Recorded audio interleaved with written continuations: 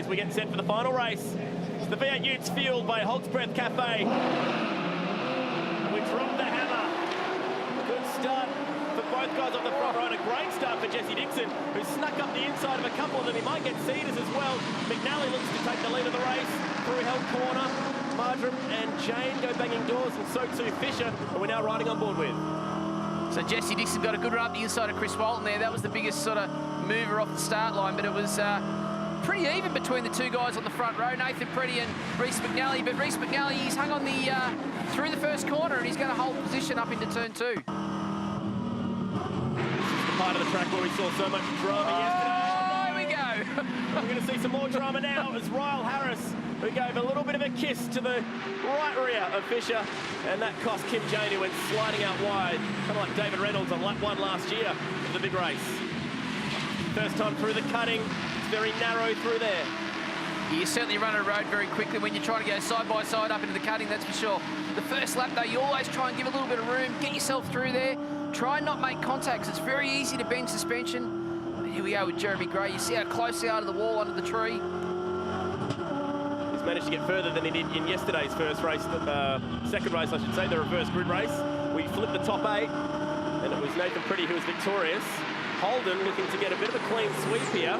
They haven't done that since Townsville last year, winning all 3 races. We saw Nathan Pretty in the thick of things there with a round victory. If they stay the way they are, to be Reece McNally, the West Aussie, the tall timber, will be taking a round victory at the moment, but there's still a good 6 and a bit laps to go. It's always exciting, the first lap of Bathurst on a Sunday morning. The air's crisp, the track's a bit green, it's cold. The car gets light across the top of the hill. The tyre pressures aren't quite up yet. And it's part of the race where it's very exciting for these guys.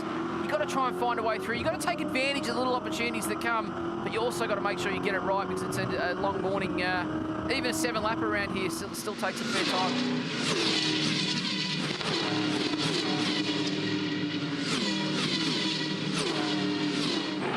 Wild stuff down through the chase, and Medeki's up the inside of Nathan Pretty. He couldn't quite get the job done, and he'll be exposed now on the outside of the curb. The multi-spares. That's Ryan Hansford. He's on the outside.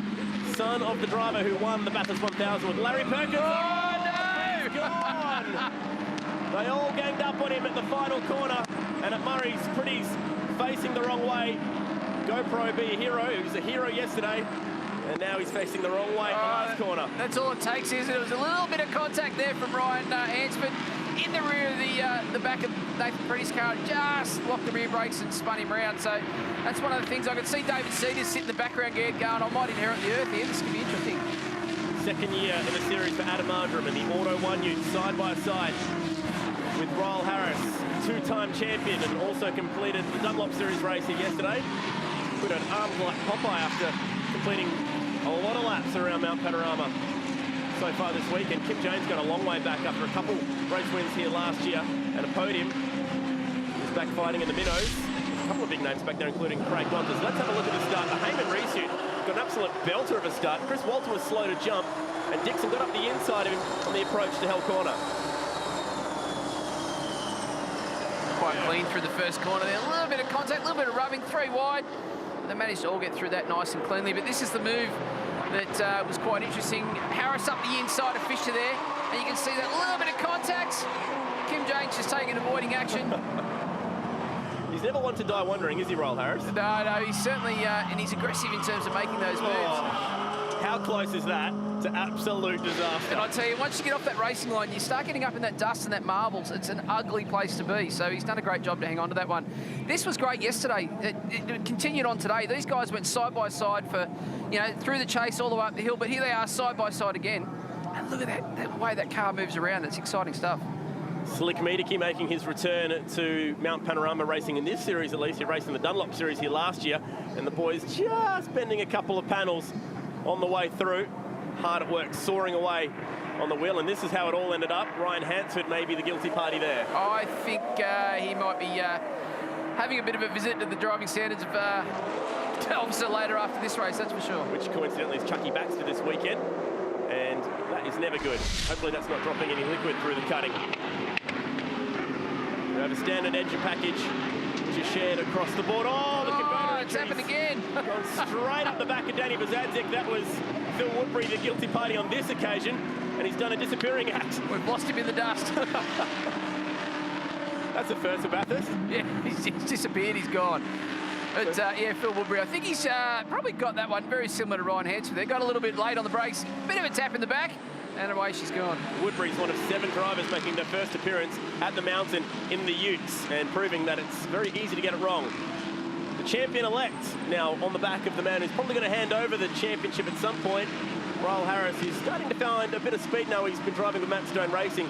Took out the round win at Sandown at the last round from Chris Walton. They've been just about inseparable over the last 2 or 3 rounds, these two. They're pretty good mates as well. Oh no, it's Andrew Fisher. And the Jesus Racing unit has pulled over on the run-up Mountain Straight, and yellow flags in that area, so no passing. Doesn't look to have much damage. Maybe the right front, but... Oh, gearbox. Gearbox. That gear lever, he's wobbling around there. He's not going to go anywhere without being able to see. Yeah, we can see it, Andrew, we know. That is done for the day. What do you do?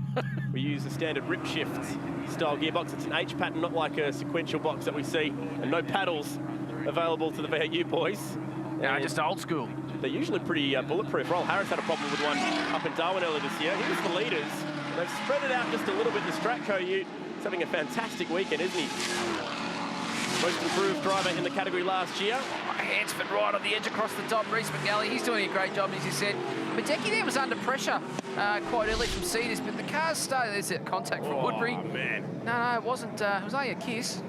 GT3 Cup Challenge driver from last year for Woodbury, and that was definitely more than a kiss, that one. That was a full-on pash, I think.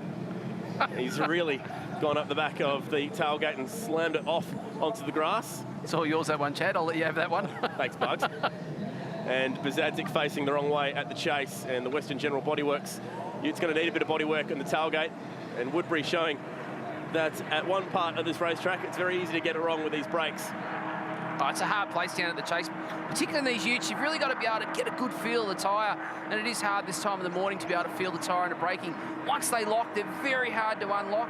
They're so heavy, and they've got such a small contact patch that once they go over that edge of grip, they just continue on, and it's obviously contact is what tends to happen. As you can see there, he's gone in as deep as he can, bang in the back. Yeah, we may see him in pit lane for a drive-through after that one. If he ever appears from the signs down there once again. Here's Roll Harris at the inside, and it's Jesse Dixon who's he's sliding her in there. Got to be under a bit of pressure, riding on board with Elliot Barber. At the back of the tray, we've got a pretty good view of this one as we start lap number 4 of 7, down towards Hell's Corner and Harris. The West End Mazda all-purpose pest control ute had to sit nicely there, and Dixon's probably going to lose 2 as a result. Chris Walton with that right mirror somewhere out there around the mountain. Might have to swing past Supercheap Auto and see if he's got a spare one for a Ford Falcon ute. So Roll Harris, a bit of a mover here in the last couple of laps. He's made some positions up. He's got past Elliot Barber. He's got past Chris Walton.